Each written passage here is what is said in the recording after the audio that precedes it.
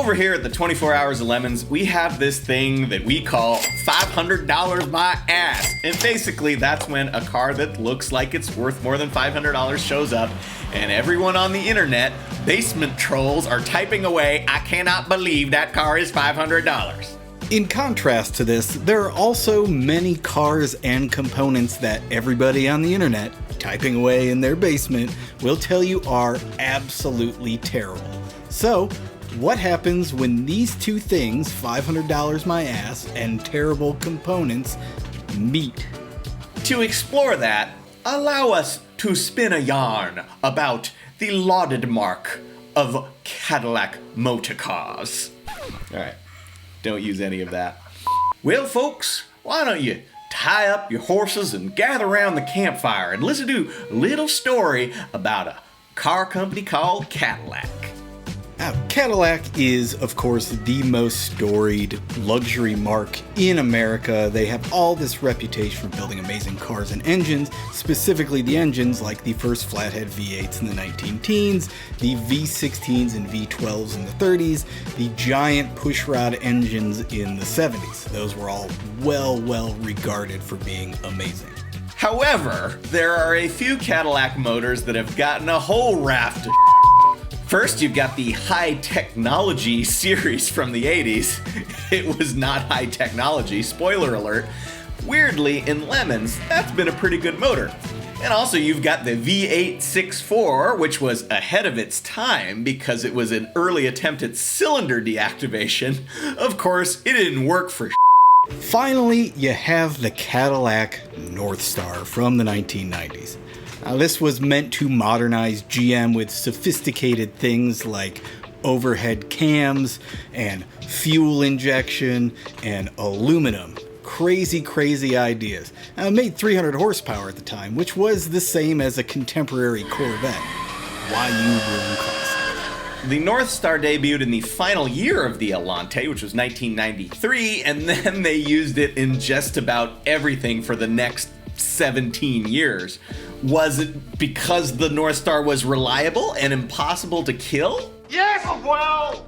They developed a reputation for blowing head gaskets and leaking oil, among other various issues. There were also serviceability problems like liquid-cooled alternators and the starter motor that was underneath the intake manifold. They quickly reached a point where, when something went wrong, the owners just got rid of them.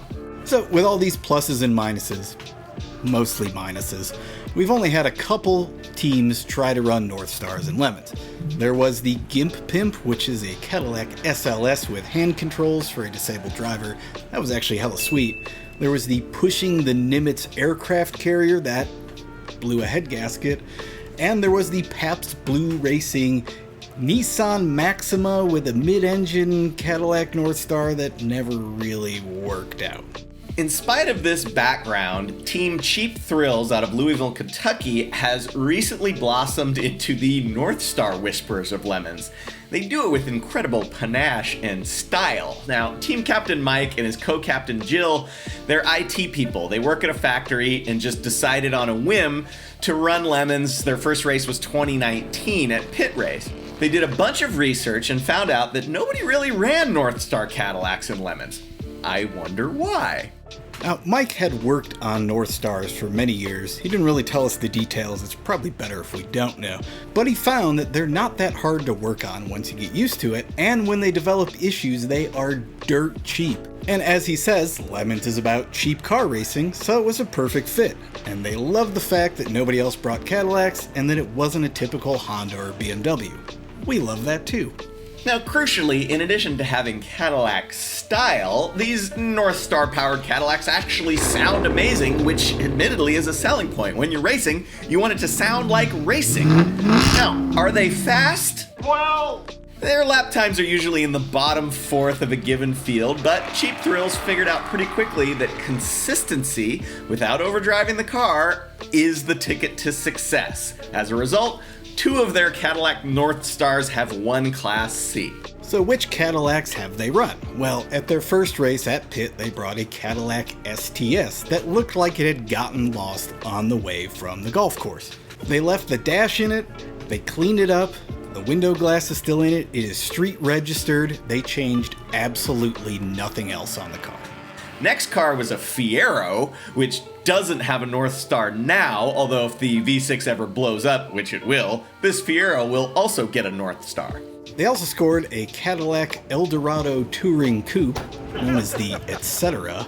Now that's a front-wheel drive coupe, and they painted the lower body section black, and it kind of looks awesome. And that brings us to Cheap Thrills' most recent Lemons race car, which is the peak of Northstar unreliability and $500 my ass. And of course, I'm talking about the Cadillac XLR. Now, what's a Cadillac XLR? Well, it's a Cadillac two-seat convertible. It's based on a Corvette frame, but it has a Northstar engine. So it retains everything that's not great about the Corvette, questionable build quality, just so-so interior, and it takes away the good thing about the Corvette, which is the LSV8.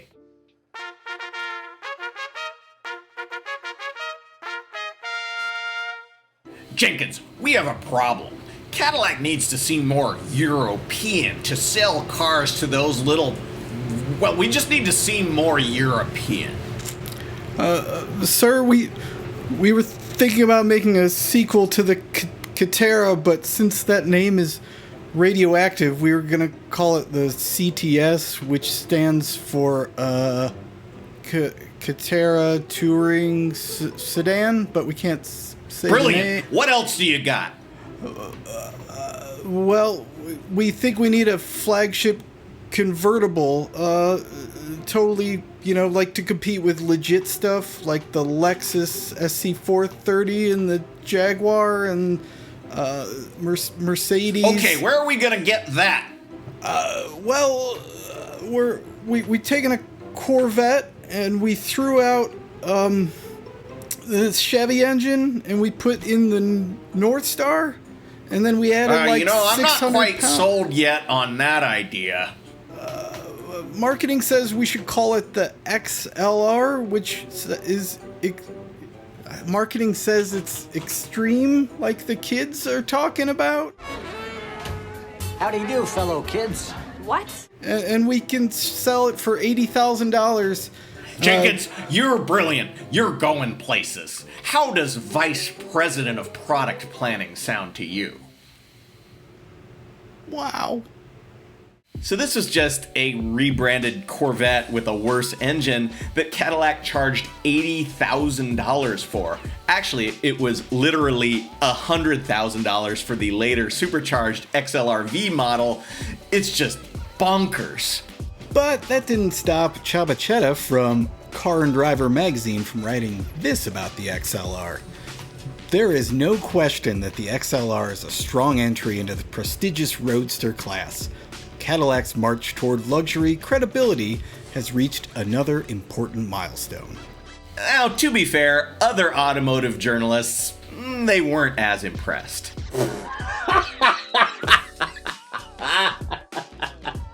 Unsurprisingly, Cadillac's 6,000 cars per year capacity for production was never quite met. They never actually sold more than 4,000 cars and only made 15,000 altogether. So, as such a rare classic, I guess it's not unexpected that we've only seen one XLR, this one built by Cheap Thrills in Lemons. This particular XLR, Mike and Jill scored after it had hit a deer and just absolutely obliterated the entire front right of the car. They paid $2,500 for it, which is admittedly not $500, but they managed to sell the headlights alone for like $1,500 and a couple other pieces to get it down to $500. That, plus the bad reputation of the Northstar V8, resulted in the judges going pretty easy on Cheap Thrills when they showed up with what looks like a pretty nice car. There you have it. If you embrace the bad reputation of a car and bring it to Lemons, the judges are gonna take it easy on you. So if you bring the first Jaguar XK8, Suzuki Kizashi, or Volkswagen Phaeton W12, you can expect to just skate right through BS inspection. That's a loophole for you, just like Cheap Thrills followed.